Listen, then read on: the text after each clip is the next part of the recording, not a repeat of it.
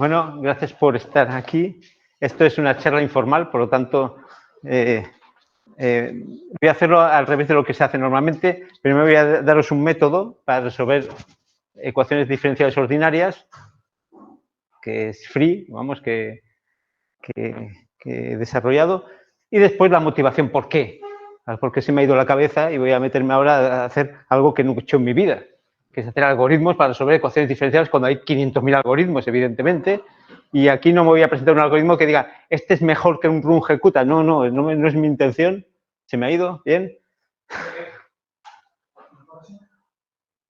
No es mi intención hacer ningún tipo de competición a ver si es muy eficiente, porque eso son los expertos ahí.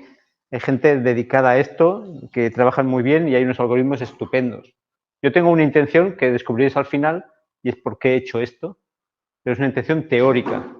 Por lo tanto, no vengo aquí a deciros, mira, tengo un esquema que va 10 milisegundos más rápido que un rungecuta de 8 aproximadamente. No, nada de eso, ¿vale? No esperéis eso, que ese no es mi objetivo ni mi intención.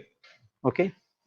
Bueno, os empiezo simplemente para cosas que sabéis, pero como que los matemáticos saben, pero que los físicos tendemos a olvidar. Y si nos metemos en resolver ecuaciones, nos inventamos ecuaciones diferenciales, sobre todo en problemas no lineales, y empezamos a resolver y tal, y empezamos a sacar cosas y numéricas y tal, sin pararnos a pensar que hay cosas que a lo mejor puede que no tengan ni solución.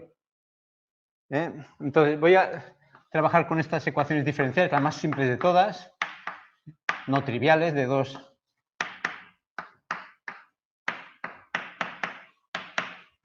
¿vale? Igual a 0. Tengo esta ecuación diferencial, G y H.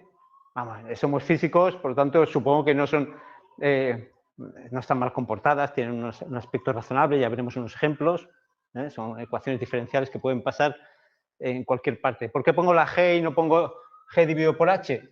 Porque los métodos numéricos o los métodos algorítmicos dependen de la estructura que tú pongas, ¿vale? Son muy sensibles a la estructura y esto me da más libertad para jugar, simplemente. Bien, tengo esta ecuación diferencial, pero como sabéis, necesito condiciones de contorno. Hay muchas condiciones de contorno, pero las dos principales es condiciones de contorno initial value problems, que tú le das el valor de la función en el punto y su derivada en el punto inicial. Es la que utilizamos cuando hacemos mecánica clásica, evolución, ¿vale?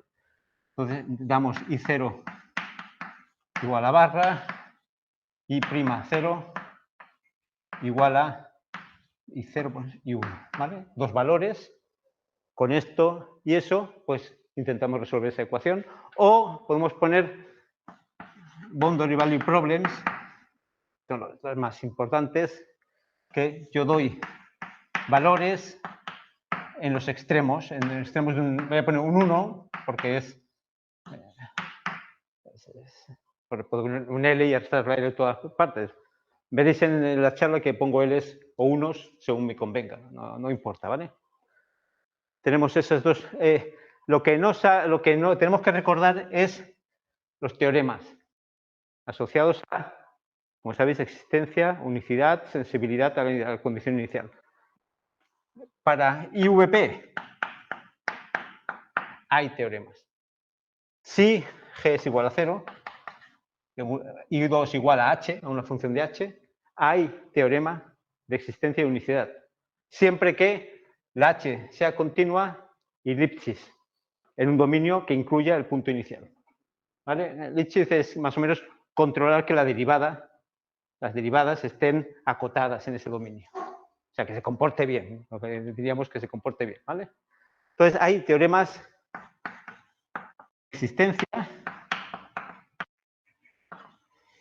estabilidad, es decir, que hay un teorema inicial que no necesita lo de la condición de Lipschitz, que dice que existe solución y que hay un número contabilizable de estabilidad, pero cuando es Lipschitz es unicidad.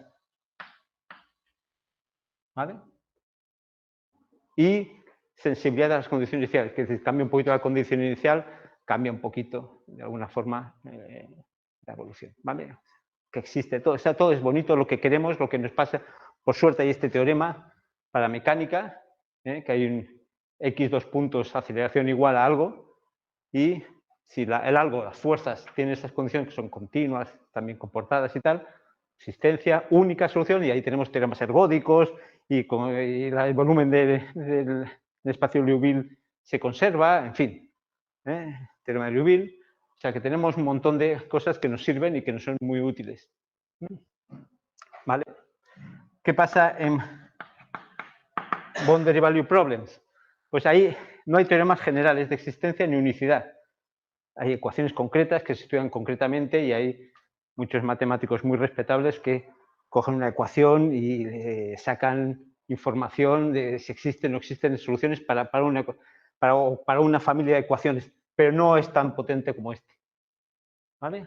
Entonces, lo normal que es que si tengo una ecuación diferencial con condiciones de contorno en bordes, a priori puede tener 0 soluciones, puede tener una o infinitas soluciones, o 2. ¿Vale? No sabemos lo que hay. Y los algoritmos que resuelven estos, pues son poca información te dan de cuántas soluciones puede haber, si hay soluciones. Un ejemplo, por ejemplo, ¿qué pasa? Digo, si pasamos a la parte numérica, aunque existan, también tenemos problemas, porque aunque existan soluciones, cuando vamos a algoritmos, no somos conscientes, los físicos, muchas veces, de las limitaciones reales de los algoritmos. Por ejemplo, en IVP, resolved numéricamente, si tenéis un rato, que sea en vuestras rutinas de Fortran o donde queráis, esta ecuación diferencial que es de primer orden, con esta condición. I barra igual a, y ponéis 2/25avos. ¿Vale? Si me hacéis esto con cualquier algoritmo, tipo Runge-Kutta o lo que queráis, ¿vale? Y no me lo hacéis con álgebra exacta, o sea, álgebra que trabaje con números racionales, o sea, si utilizáis Fortran, doble precisión, nunca vais a reproducir la solución. Nunca. Por mucho Runge-Kutta de orden 45.000. Nunca. Es inestable. Porque la solución, si esta tiene solución exacta, la solución, para que lo veáis, es un ejemplo clásico, pero que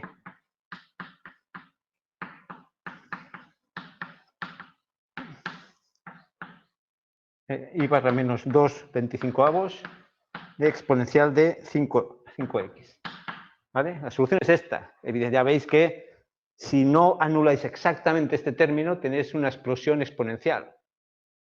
Entonces, numéricamente nunca. Podéis hacer una presión 2/25avos, lo ponéis en reales y ponéis 16 cifras decimales, pero no es exactamente 2/25avos. Entonces, nunca, siempre va esto a explotar y va a anular lo que sería la solución, que es un polinomio, pero es siempre una exponencial. Entonces, cuidado con la estabilidad y cuidado con pensar que los algoritmos son maravillosos y que existe una solución y que nos va a describir la solución. Primer elemento de recordatorios. Simplemente, para ejemplo de problemas numéricos en BVP, Boundary Value Problems, es que si resolvéis esto, es muy sencillo, podéis ver con estas condiciones de contorno, igual a 0, e IB igual a I barra. Podéis ver que esta ecuación, dependiendo del valor de B y de I barra, podéis tener 0 soluciones, una solución o infinitas soluciones. Ejercicio, os lo dejo para que...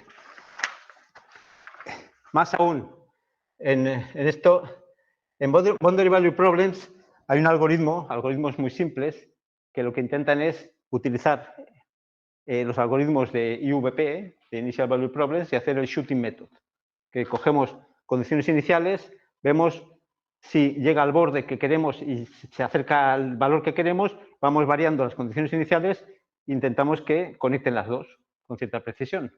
Si el problema es suficientemente estable, funciona, pero la mayor parte de las veces no funciona. Por ejemplo, este problema es inalcanzable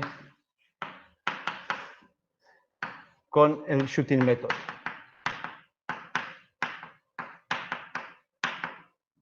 podéis hacer lo que queráis, podéis poner también RunGecuta, o sea, algoritmos de evolución de valores iniciales, tan preciso como queráis, nunca vais a alcanzar porque esto tiene correcciones exponenciales de e elevado a la 11, x, que cualquier error inicial hace que se te dispare exponencialmente. O sea, que no hay una forma precisa y sistemática de ir regulando el ángulo, por decirlo así, de disparo del algoritmo para que te llegue al valor que tú quieres aquí.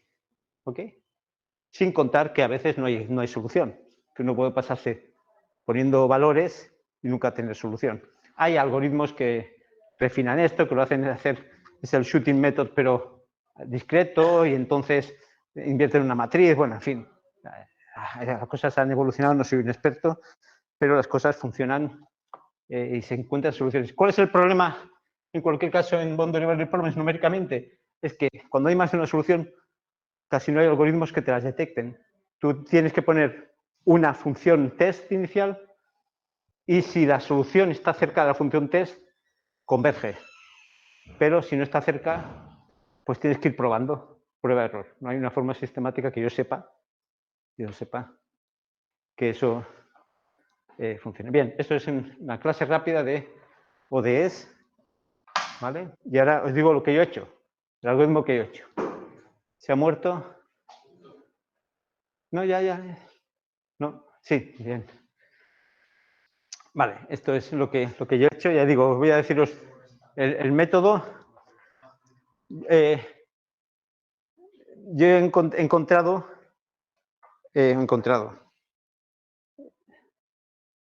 como la motivación la daré después, os diré que el por qué me he metido en esto. Pero hay un método que sirve para ambos casos, que es genérico y que tiene ciertas peculiaridades, entre otras que me importan son que es algebraico, o sea, que me da expresiones algebraicas, funciones, como aproximaciones a la solución. ¿Ok? Esa es la parte más interesante que me interesa a mí. Bueno, aquí está. Tenemos la ecuación diferencial, que es un operador no lineal sobre I, que es la ecuación diferencial igualada a 0 con las condiciones de contorno. Ya lo he explicado. Y quiero resolverla. ¿Vale? Entonces, ¿qué es lo que hago? Os digo el método sistemático de ¿por qué se te ha ocurrido esto? Que os den, ¿eh? O sea, esto es así, las cosas... Bien, un día me desperté y se me ocurrió. Cuando lo motive, os entenderéis por qué. Pero ahora quedaros con que genero una nueva ecuación diferencial. ¿Qué es? Un operador genérico, L, que depende de 4 parámetros. Normalmente utilizo el P0, es suficiente, nada más, y el P1, P2, P3 es 0. Pero genéricamente es un operador lineal, ¿vale? Un operador lineal más, y pongo un epsilon, que me lo invento, que hace de perturbación de mi operador no lineal, que actúa así, menos esto. De forma que cuando la epsilon es igual a 1, recupero obviamente la ecuación original, quedaros con eso, epsilon igual a 1, recupero la ecuación original. Cuando la p igual a 0, también la recupero. Cuando la p igual a 0, L igual a 0, pues el epsilon no juega ningún papel y también recupero la solución inicial. Son dos límites que tiene esa ecuación. Una curiosidad, porque de aquí he complicado mi problema. Pero ¿qué hago ahora? Como soy físico, digo, epsilon pequeño, voy a utilizar este epsilon como un parámetro perturbativo y voy a buscar soluciones a esta ecuación orden a orden en epsilon. P son estos parámetros. P es el vector P0, P1, P2, P3. ¿Ok? Para no poner L de X de P0, P1, P2, P3, que si no los refieres se ponen muy nerviosos. Bien, entonces hago un desarrollo perturbativo. No tiene nada que ver con la ecuación original, en principio, solamente el rastro es la n que está aquí, pero juego a este juego. Cojo epsilon, desarrollo la solución que depende evidentemente del epsilon y del parámetros que yo ponga, y hago un desarrollo perturbativo y lo soluciono orden a orden. Y hallo los coeficientes I tilde, I0, I1, I tilde 0, I tilde 1, I tilde 2, orden a orden en K. Ok, hasta aquí esto es algebraico. ¿Por qué es algebraico? Porque orden a orden esto es una ecuación lineal son una función con condición de contorno exactamente resoluble. La solución la utilizáis aquí, veis aquí, se pone aquí, que esto es una función, y esto es el operador lineal otra vez, se integra otra vez, siempre que existan las integrales. Si no existen las integrales, si hay una integral de menos x cuadrado, pues la hemos fastidiado. Hay limitaciones, ¿vale? Pero si son funciones polinómicas, senos, cosenos y tal, se integra, ¿ok? Muy bien, pues ya tenemos todas las... Imaginaos que somos capaces, y somos, en los problemas que yo os mostraré, de hallar las y tildes tan lejos como queramos. Los límites no son infinitas, pero vas generándolas. Eso, un programa en matemática lo hace en segundos. Se va generando, y lo genera una vez. Como es algebraico, lo generamos una vez y ya está. ¿Ok? Tenemos ese conjunto de y tildes. El truco aquí es lo siguiente. Imaginaos que yo tengo este conjunto de y tildes, ¿vale? En general tengo un número finito, defino esto, que es un número finito sin la épsilon. La épsilon la he puesto igual a 1.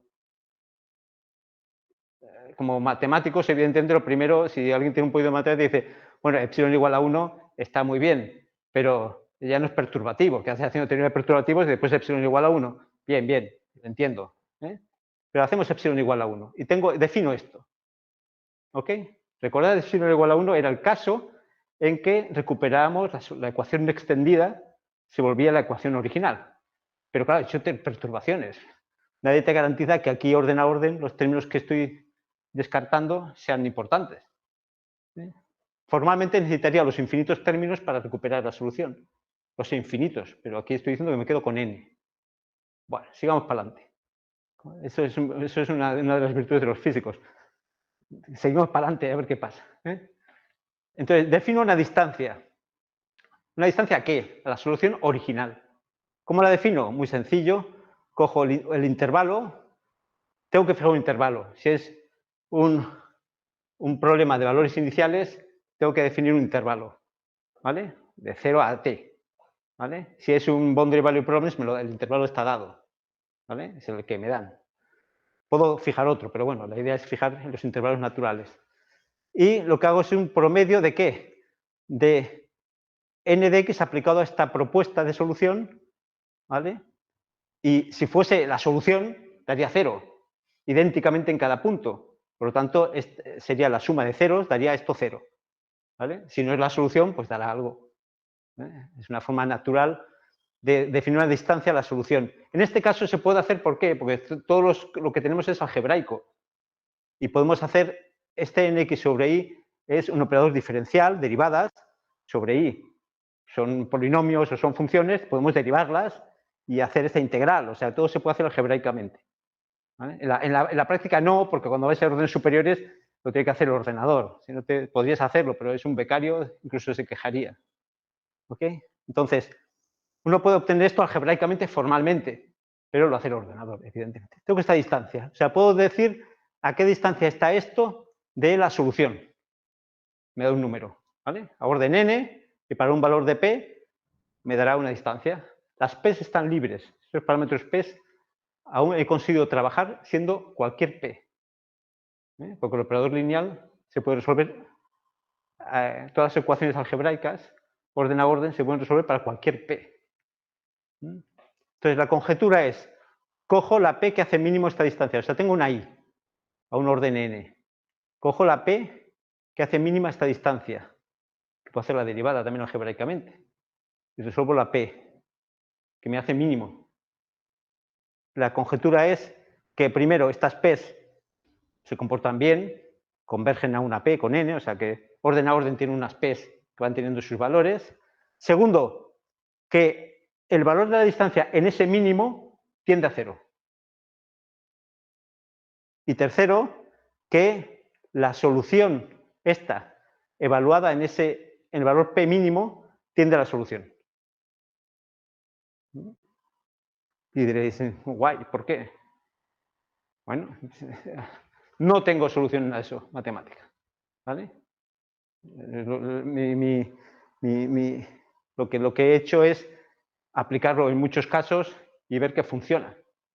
Sin restricción. No solo eso funciona, sino que además, si esta distancia tiene varios mínimos, cada conjunto de mínimos tiene 3 mínimos, los 3 mínimos, orden a orden, se van manteniendo y cada uno representa su convergencia a una solución o a la misma. Entonces, la conjetura es que además todas las posibles soluciones quedan representadas por al menos un mínimo. Pedro, una pregunta rápida. Eso se ve en los ejemplos. ¿Vale? Esta es la idea muy sencilla. Genero unas I de K, genero unas I de N, una distancia, un mínimo, y veo simplemente cómo esos mínimos convergen. Vamos a ver unos ejemplos, que es lo mejor para ver el método. ¿El mínimo relativo no es una solución falsa? No, mínimos relativos, no. Tienes razón, no puede ser. Pedro. Puede haber varios mínimos, uno más grande que otro, pero tú lo que tienes que ver es cómo evolucionan con n, en cada orden de n. ¿Vale? Cada orden de n, los mínimos van cambiando. Entonces tú simplemente empiezas con n1, 2, 3, 4, con unos pocos órdenes, y ves inmediatamente cómo van evolucionando los mínimos. Y ya está. Hay a veces, es cierto, que aparece un mínimo, ves orden 2, 3, 4, y ese mínimo pues desaparece. ¿Vale? No hay, se acabó. ¿Vale? Pero enseguida ves cómo los mínimos van evolucionando. Pregunta si la instancia esa tiene que ser convexa. ¿Por qué? Lo es. Sí. Lo es porque los límites, normalmente, por ejemplo, para P0, si solamente P0 distinto de 0 y P1, P2, P3 igual a 0, lo que vemos es que estas series con P0, estas funciones IN con P0 y un X dado, pues son series asintóticas. Quiere decir que durante un rato, para un X dado, durante un rato, según el P0 va yendo a 0, que es uno de los casos donde se convergía la solución, pues parece que la solución converge, la solución real, y de pronto ¡bum!, desaparece. Y eso es una de las virtudes del método, que para que P0 tiende a 0, normalmente esta distancia se va a infinito, y cuando la P0 tiende a infinito, pues se va a una constante. O sea que tenemos dos valores y normalmente, al menos los casos que he estudiado, sí es convexa perfectamente. ¿Vale? Son mínimos. No sé si se podría demostrar que es convexa realmente alrededor. Se podría intentar. Aquí hay mucho trabajo matemático que se podría hacer. Lo que pasa es que no era mi objetivo tampoco, insisto. Mi objetivo era otro, como ya veréis. ¿Okay? Pero bueno, funciona. Unos ejemplos. Este ejemplo, por ejemplo, son ejemplos típicos de cuando porque no los dijo Salazar. Yo he ido a literatura de gente que hace testeos de algoritmos de resolución de ecuaciones diferenciales. Entonces cojo esas ecuaciones que han sido estudiadas y testeadas y las he utilizado yo. ¿Vale? No es que, por ejemplo, este es que se conoce, por ejemplo, la solución exacta para comparar el método. Es bueno tener siempre tus soluciones exactas, ¿no? Esto con I0 igual a 1 y I1 igual a 0 es un boundary value problem. Tiene esta solución exacta, ¿vale? Exponenciales se utiliza porque una mezcla de exponenciales pequeñas y grandes siempre numéricamente es un problema, porque uno se te va, otro se te viene, numéricamente la precisión, en fin, tiene Entonces aquí veis, olvidaos los puntos rojos, que son dos formas de medir la distancia. Hay otra forma de medir distancias. Esa distancia que he propuesto era una, se pueden proponer otras. Yo tengo otra propuesta y vi que sí había diferencias. Hay diferencias, pero no en el resultado final, sino en la convergencia de la solución. ¿Okay? Pero bueno. Entonces, mira, aquí veis orden 1, el azul, como los mínimos es el punto azul. Como esto es logaritmo en base 10 de D1. ¿Vale? Si no, pues veis que es regular, pero es que es un logarítmico. O sea que, veis, el azul aquí es el logaritmo en base 10 de la distancia en el mínimo. ¿Vale? Que veis que es una recta, es una exponencial decreciente rápidamente con el orden. O sea que esa distancia converge a 0 exponencialmente rápido. Es uno de los elementos importantes que después me servirá. Otro elemento importante, bueno, aquí veis la solución, no lo veis muy bien, pero aquí es rojo, doteado es la solución exacta, y orden 0 es la recta, lineal, orden 1, orden 2, enseguida converge, y veréis aquí, en X, el logaritmo en base 10 de la propuesta orden n menos la exacta. veis que la convergencia es uniforme en el espacio, ¿vale? Se va bajando, enseguida vas a órdenes 10 a la menos 10, 10 a la menos 12, 10 a la menos 13 en cada punto. ¿Vale? O sea, dos elementos importantes, convergencia exponencial, convergencia espacial, uniforme, y lo que he dicho antes, puedo definir otras distancias que se podrían ocurrir, pero yo he elegido otra, la he estudiado y no veo ningún cambio cuantitativo, pero no cualitativo. ¿Vale? O sea, los mínimos cambian un poquito, la velocidad de convergencia cambia un poquito, pero bueno, nada extraordinariamente diferente. ¿Okay? Este es el primer ejemplo, que cuando lo hice me puse contento y dije, mira, no entendía por qué funcionaba, pero... Y el segundo ejemplo es este, otro ejemplo de boundary value problem, esta ecuación diferencial, que depende de un parámetro, porque esta ecuación se sabe, no se sabe resolver exactamente, ¿vale? Pero se sabe que según valores que psi hay solución y para otros no. Entonces, hay un psi crítico y yo dije, bueno, voy a buscar el psi crítico con este método, a ver si se puede, a ver si tiene sentido. Bueno, aquí veis para un valor de psi igual a 3, que veis los mínimos evolucionan, un poco más irregular. Aquí veis las curvas, el logaritmo en 10 de la distancia en el mínimo para varios psis, psi 1, 1,2, creo, así, hasta psi 3 y pico, ¿vale? Veis que siempre puedo ajustar rectas exponenciales, que crece exponencialmente. La velocidad de convergencia va disminuyendo según vaya incrementando la psi, ¿vale?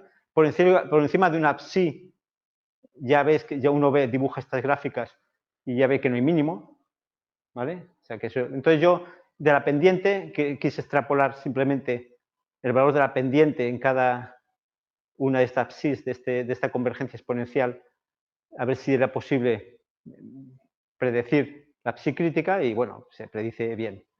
No es un punto crítico al uso, vamos, es simplemente que llega a un valor crítico donde ya a partir de ahí no hay solución. ¿Ok? El valor crítico es este. Ya está. Es decir, cosa interesante de este método es, como todo es algebraico, uno puede hacer cosas. Puede derivar, diferenciar, integrar, encontrar las áreas. En fin, se le puede ocurrir cosas porque no está sujeto al algoritmo que esté utilizando, ¿no? Entonces, permite hacer este tipo de análisis. Por ejemplo, me parece muy interesante el que puedas ver simplemente con los primeros órdenes que haya un mínimo que evoluciona como garantía de que hay solución o no, ¿no? Eso me parece interesante, ¿no? Bien, para valores iniciales, para el primer caso, claro, dice esto bien, el algoritmo tiene buena presencia, creo yo, en el sentido de que también hay más casos que he estudiado cuando hay dos mínimos, ¿vale? Y los dos convergen, y bueno, en fin, hay más casos que se pueden estudiar con boundary value problems, que te permite ver que bueno, más o menos funciona, al menos en los ejemplos que he estudiado.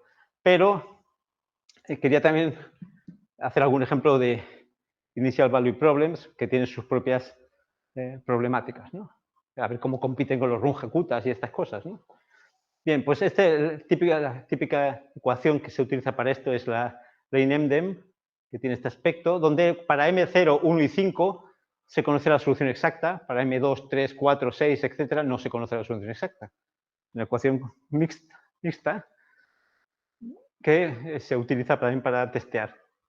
¿Qué le pasa a esta solución? Yo hago todo, genero mis y tildes, todo a versión igual, y lo que uno se da cuenta es que la convergencia es muy lenta, muy lenta. Las pendientes de las distancias, el logaritmo de las distancias, pues son cercanas a cero, bueno, que son muy lentas. O sea, tendrías que irte a órdenes n muy grandes para que funcionasen. Bueno, entonces me sirvió, pero aún así, fijaos, la roja era exacta, no lo veis muy bien, pero hay grises por aquí que superponen a las rojas y bueno, más o menos las siguen. Aunque sea lenta, pues precisiones de 10 a la menos 2, 10 a la menos 3 fácilmente se encuentran. Pero ya no es el 10 a la menos 15 que se encontraban en las otras clases. Joder, qué pena, ¿no? Eso me fastidiaba bastante. Pero me dio lugar a estudiar el efecto de cambios de variables. Si cambias de variables, todo esto, la velocidad de convergencia aumenta y, bueno, consigues cuadruplicar, quintuplicar la precisión simplemente por haber hecho previamente a hacer el algoritmo un cambio de variable, como en este. Simple. Cosas a estudiar teóricamente. ¿Por qué? Seguro que hay una singularidad ahí que tenía la ecuación, pero que yo no he sabido detectar o está ahí expresada, que si hace el cambio de variable desaparece y hace que las cosas funcionen mejor. Todas esas cosas tendrían que estudiarse, pero no sospecho que tienen que estudiarse. ¿Qué veis aquí? ¿Veis? Después del cambio de variable, pues las soluciones, las rojas son las exactas y las grises las... Ahí conseguimos, no lo he puesto, pero precisiones de 10 a la menos 12 en todos los puntos, ¿vale? Con un esfuerzo razonable. ¿Qué veis estas líneas que para que veáis comparativamente que se desvían? Esos son, si cogemos la ecuación, esta ecuación es muy agradecida porque permite hacer desarrollos Frobenius, desarrollos de Taylor de la solución alrededor de x igual a 0. Supongo que hay una solución que es una suma de coeficientes por x a la m, lo pongo en la ecuación diferencial y orden a orden encuentro una recurrencia, bueno, en fin. Y entonces se puede resolver, en el fondo es el desarrollo de Taylor de la solución. Entonces tú la obtienes y aquí dibujo ese desarrollo de Taylor hasta orden x a la 60. Dice que es mucho.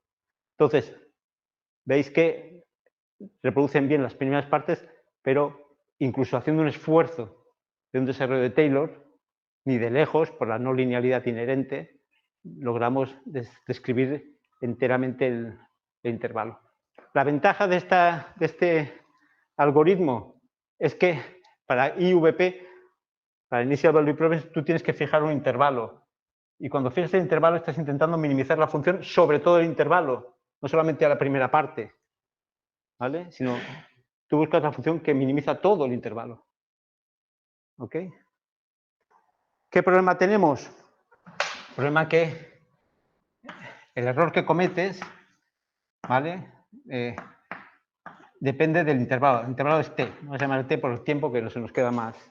El intervalo que tú eliges un t. Pues esto escala típicamente, si como t igual a 1, como una unidad, escala así. ¿Qué significa? Que pagamos precios. Si yo quiero ir a evoluciones muy largas, tendré que ir esto decrece potencialmente con n, exponencialmente, ¿vale? Pero si la t es muy grande, quiero tiempos muy largos, ¿vale? Tengo que ir a n muy grandes para compensar esto y que esto sea pequeño. Entonces, bueno, tenemos ahí un problema para evoluciones largas. Si la evolución es corta, pues más o menos todo está bajo control, pero si la evolución es muy larga, que se hace la evolución muy larga, tenemos un problema de ir a órdenes muy altos y numéricamente queréis, aunque sea algebraico, el ordenador no tiene una capacidad. Podéis ir a n 40, 30, 40, 50, si fuese un superordenador, pues 100, pero tampoco podéis ir a 1000, 2000, 10.000, al menos no dentro de 4 años, quizá, pero ahora no. Habría que tunear todo y habría que prepararlo todo muy sofisticadamente, pero no es. En fin, que hay límites, ¿ok?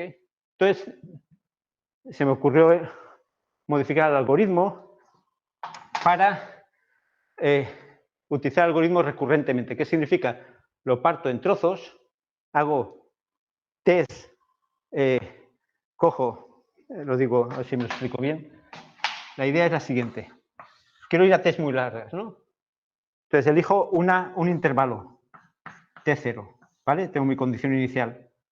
Quiero una tolerancia en las distancias, ¿vale? Quiero que en cada intervalo el error que cometa es 10 a la menos 8, por ejemplo, ¿vale? Para garantizar que en ese intervalo las cosas van a tener cierta precisión. Hago el algoritmo, funciona, cojo una n igual a 5, por ejemplo, pequeñita, 5, 6, 7, 10, lo que queráis, que esa la genero las partes algebraicas se generan una vez.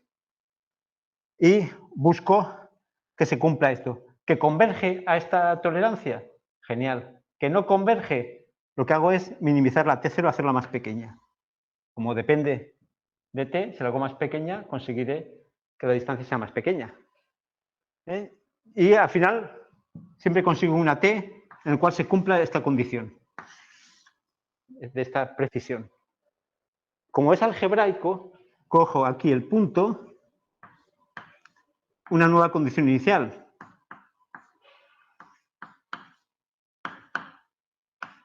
¿Vale? Derivo las ecuaciones, tengo unas ecuaciones algebraicas, las derivo, las pongo en el extremo y tengo la nueva condición inicial. ¿Para qué? Para volver a utilizar otro t y voy a hacer el mismo juego. ¿Vale? Y así lo itero. ¿Qué consigo? Que en cada intervalo tengo garantizado que la distancia de la solución real es 10 a la menos 8. Bueno, ese juego lo implementé, es rápido implementarlo. Oh, perdón. Aquí veis la solución. Son diferentes los intervalos porque esto se ajusta, el t se va ajustando.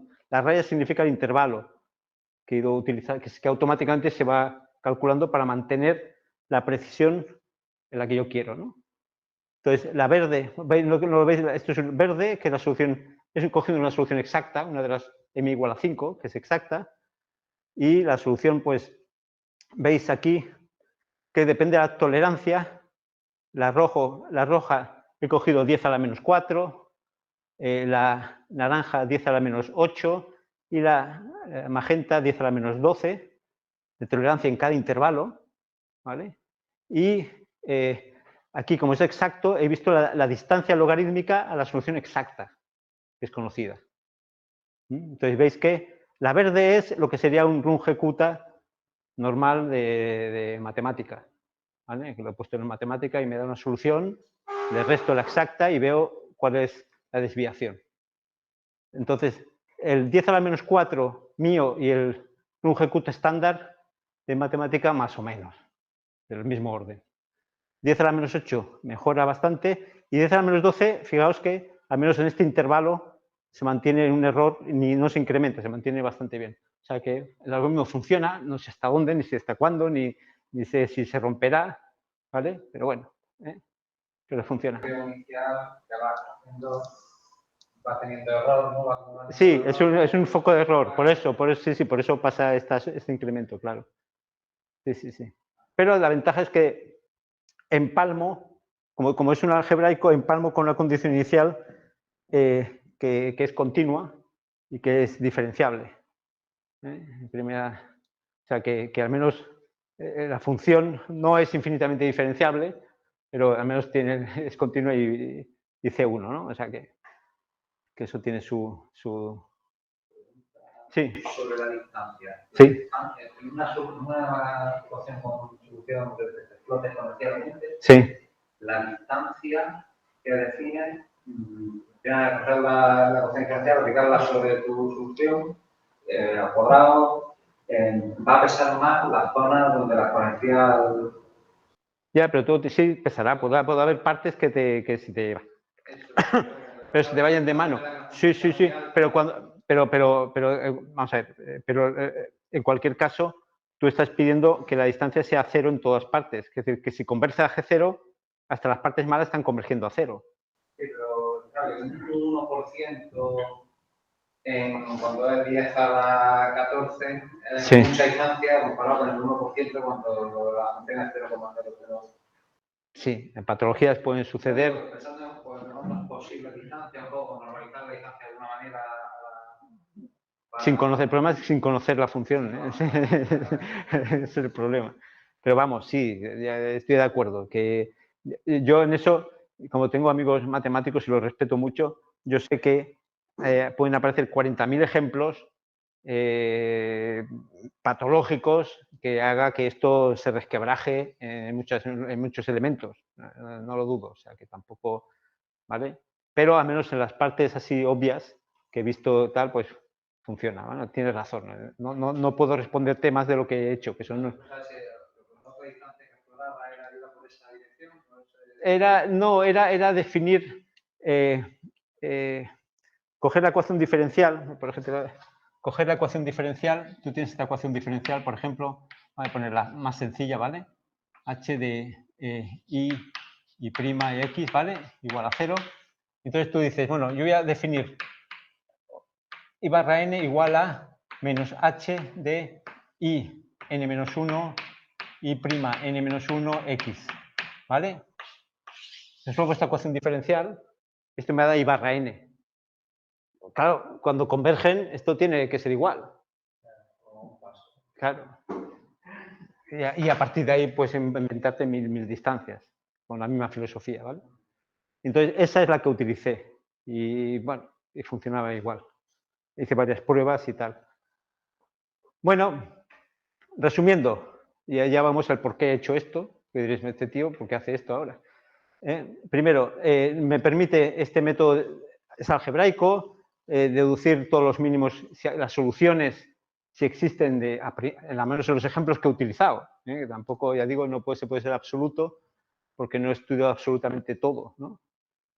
Se pueden descubrir las soluciones de problemas con bordes por los mínimos de la distancia, lo cual me parece interesante. Yo creo que en la literatura no hay nada de esto, al menos lo que yo he visto.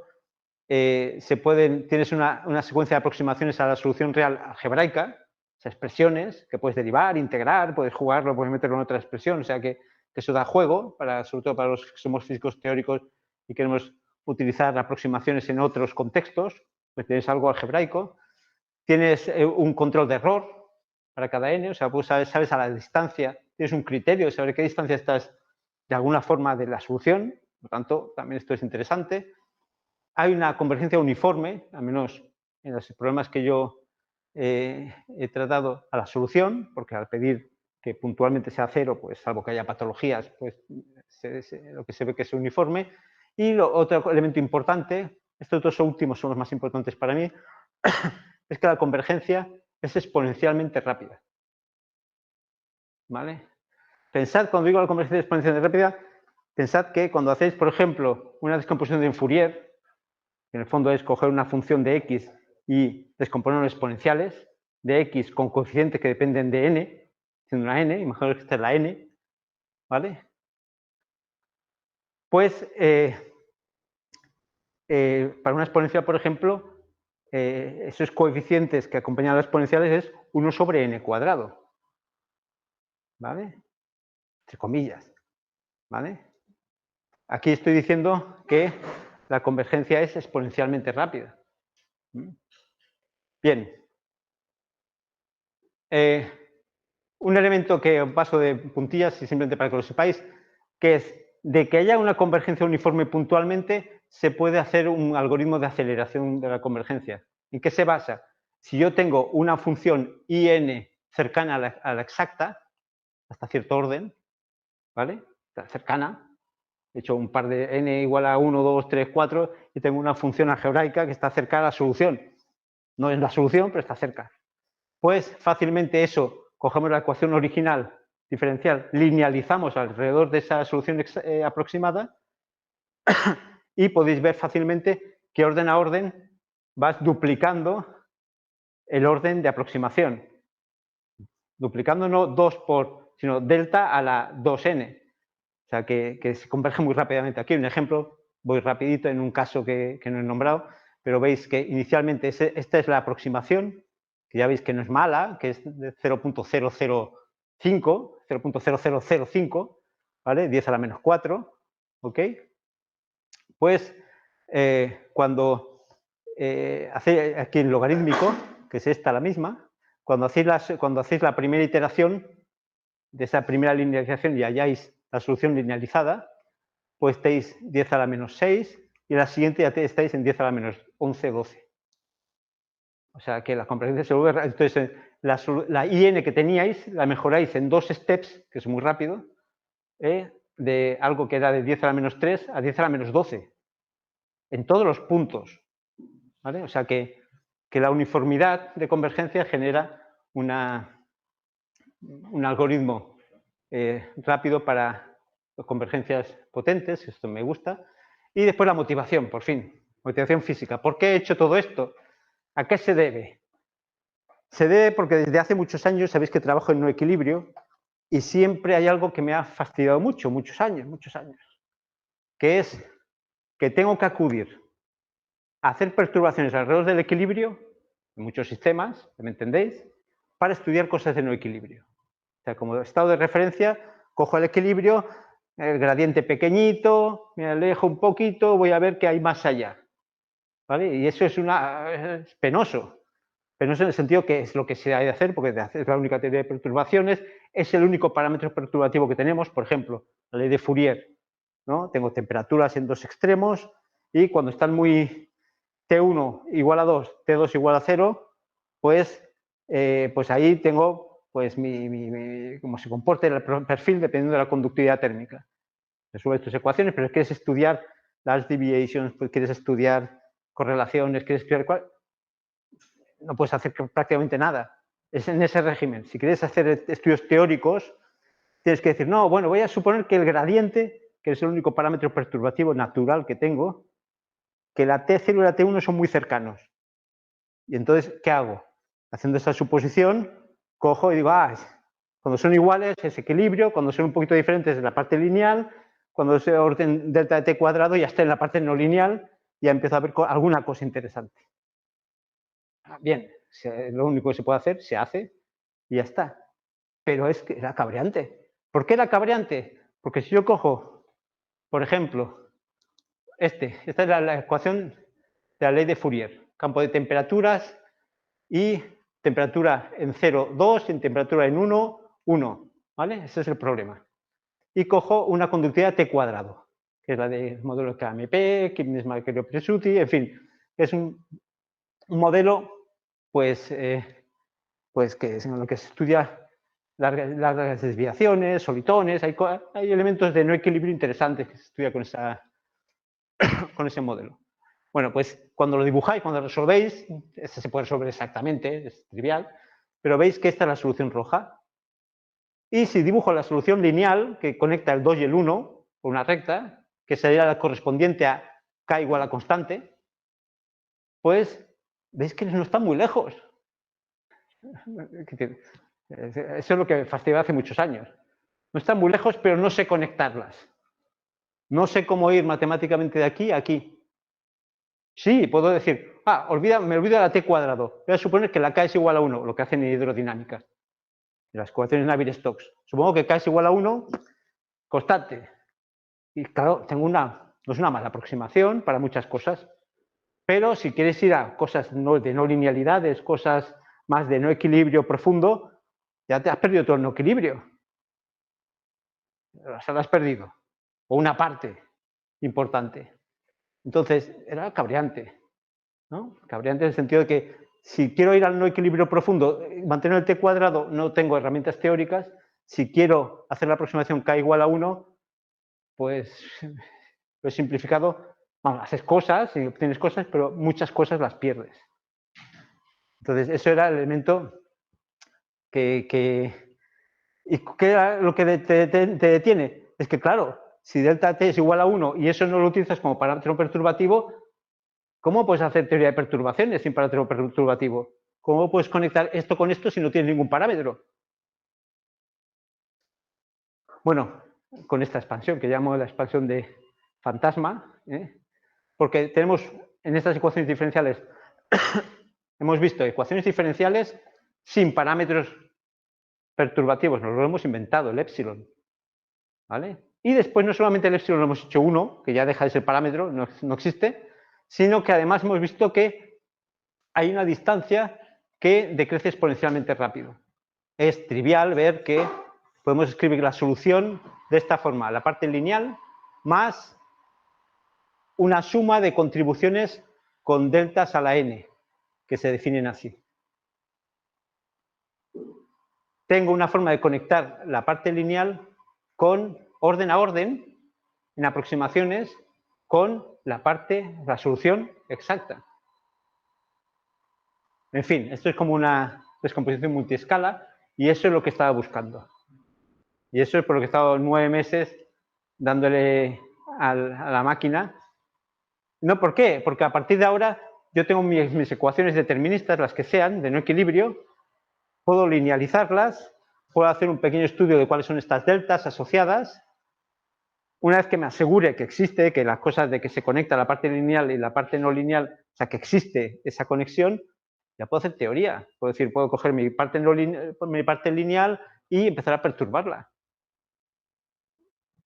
Y no tener que estar esclavizado a estar haciendo perturbaciones alrededor del equilibrio.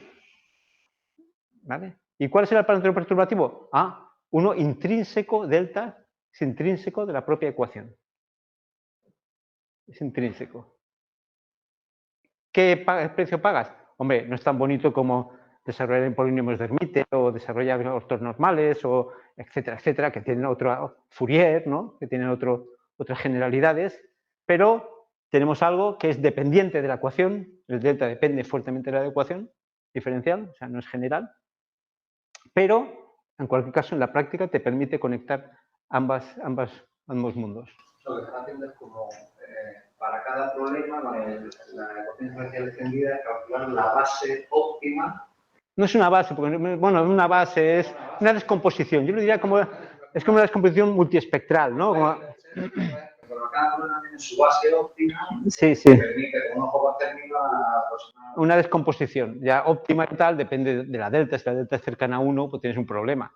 Si la delta es muy pequeña, pues esto es la hostia. Quiere decir que cada problema puede tener su historia, ¿no? Pero que si es exponencial y ves, eso puedes ver tus ecuaciones, que si la descomposición está da un decremento exponencial rápido, existe y te permite jugar con eso teóricamente. Y eso, vamos, el que haya esa conexión formalmente, vamos, para mí es una alegría brutal. ¿Por qué? Porque imaginaos, ¿cómo afectará una ecuación de Langevin? ¿Habrá una descomposición de ruido multiscaling? Seguro. En cada escala podrás definir un ruido blanco con su intensidad diferente, que también escalará exponencialmente, probablemente, pero habrá que formalizarlo. Las Fokker-Blanc, los lagrangianos, todo eso que trabajamos en no equilibrio y nos permitirá pasar o sea, las teorías, las perturbaciones alrededor de la teoría lineal estarán más cerca del no equilibrio verdadero, no desde el equilibrio que estábamos realmente lejos. Esa es la idea. ¿Ok? Esa es la motivación. Lo que pasa es que te motivas eso y después te metes y digo, ¿qué tengo que hacer? Resolver ecuaciones diferenciales. Pues nada, aprender a resolver ecuaciones diferenciales. ¿Ok? Pues ya está, nada más. También, no creo que haya... Es que métodos algebraicos ya hay, ¿eh? Este tiene unas características y los métodos algebraicos de resolución de ecuaciones diferenciales se aplican a muchas cosas. Simplemente las derivadas parciales es ir haciendo parcialmente derivadas ordinarias, en alguna forma. O sea, que se puede definir. Si en el fondo tú puedes definir un operador lineal y un operador no lineal en derivadas parciales. ¿De qué? No, es lo siguiente. Ahora quiero resolver la ecuación de Fourier en el tiempo, en el espacio-tiempo, en una dimensión, que hay las soluciones por descomposición se puede hacer fácilmente, y comparar. Lo que pasa es que es una descomposición de Laplace, tipo Laplace, que tiene sumas de exponenciales en el tiempo. Bueno, hay que verlo. Lo siguiente simplemente para ver que funciona, ¿no? En un caso práctico, pero ya está. Y los probando para resolver los caminos óptimos en los potenciales que trazan estas cosas de... Yo creo que la filosofía está de que hay algo intrínseco que no es necesario un parámetro perturbativo externo, yo creo que puede funcionar en muchos casos. Esa es la idea. No es universal, no es bonito, en el sentido que ya digo, no es una descomposición que digas, los polinomios ortonormales, no sé qué, que eso es en muchos casos es muy bonito, no es un Stumpf-Liouville, ¿no? de encontrar las funciones propias de un operador diferencial. Pero bueno, pero es práctico y teóricamente interesante, a mi juicio. Esa y N no son ortogonales, no podemos demostrar... No creo, pero tampoco sé demostrarte nada. No lo creo. No he hecho ningún trabajo sobre ello, pero no me da la impresión de que tenga ninguna propiedad así fancy. A lo mejor sí, pero que habría que ver. Porque depende mucho del propio operador no lineal. Y los operadores no lineales son de su padre y de su madre. Ha habido un caso que estudié que era exponenciales, que es un caso muy llamativo, porque tiene dos en boundary value problem, pero con esta ecuación es muy puñetera. Porque es la exponencial de menos i por i2 más 1 igual a 0, con boundary value problems, con dos. Porque esta ecuación tiene solución exacta y tiene, según los valores I, 0 y 1, puedes tener 0 soluciones, 1 o 2 soluciones. Y entonces eso es el paradigma para chequear algoritmos, ¿no? Entonces yo dije, a esa. Y bueno, funciona. Tú ves los dos mínimos, un mínimo, 0 mínimos, dependiendo de los valores de I0 y 1. La convergencia, pues, una de las soluciones converge muy rápidamente, la otra no tan rápidamente, pero o sea, no todo es maravilloso y perfecto, pero vamos, que funciona razonablemente bien. ¿Y esperas que se traslade a ecuaciones diferenciales estocásticas? Yo creo que sí, porque es coger la ecuación determinista, poner la extendida y explorar qué tienes que hacer con el ruido. Habrá que hacer algún salto, ¿no?, en el vacío para ver qué pasa con el ruido. Si también tengo que hacer una escala en epsilon o una suma en epsilon, eso no lo sé. Eso habrá que verlo. Pero yo creo que sí, no veo ningún problema a priori. Inventiva, hay que inventar. Es suficientemente simple para que no... A todos os ocurre operador lineal más algo y el ruido, pues lo escalaré ¿será multiescala? Pues probablemente lo puedo multiescalar, descomponerlo o no, yo no lo sé, la verdad. No sé. ¿Alguna pregunta más? ¿Duda? Pues ya está. Ha sido corto, ¿no?